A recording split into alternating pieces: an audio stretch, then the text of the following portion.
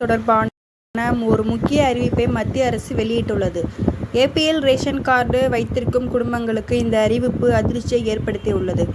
APL ration card வைத்திருக்கும் குடும்பங்களுக்கு அரிசி மற்றும் கோதுமை வழங்குவது குறைக்கப்பட்டுள்ளது.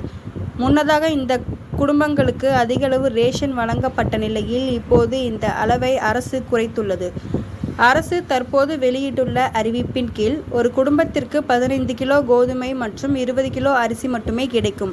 இந்த ரேஷன் ஒரு கிலோ கோதுமைக்கு 2 ரூபாய் மற்றும் ஒரு கிலோ அரிசிக்கு 3 ரூபாய் என்ற விகிதத்தில் வழங்கப்படும் என்று அறிவிக்கப்பட்டுள்ளது. ஏபிஎல் குடும்பங்களுக்கான இந்த ரேஷன் குறைப்பு அவர்களின் அன்றாட வாழ்க்கை முறை மற்றும் குடும்ப பட்ஜெட் நேரடி தாக்கத்தை ஏற்படுத்தும்.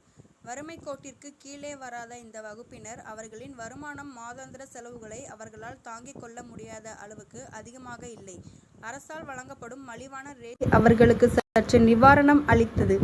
இதன் காரணமாக அவர்கள் விலைவாசி பிரச்சனையை ஓரளவுக்கு சமாளிக்க முடியும். ரேஷன் அளவை குறைத்துள்ளதில் மற்றொரு பிரச்சனையும் இருக்கிறது. ஏபிஎல் அட்டைதாரர்கள் ஏற்கனவே பல அரசு திட்டங்களில் இருந்து விலக்கப்பட்டுள்ளனர்.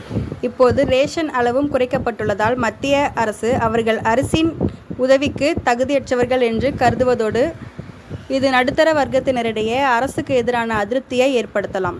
மேலும் இது போன்ற பல பயனுள்ள தகவல்களை தெரிஞ்சுக்க மறக்காமல் நமது சேனலை சப்ஸ்கிரைப் செய்து இணைந்திருங்கள். நன்றி.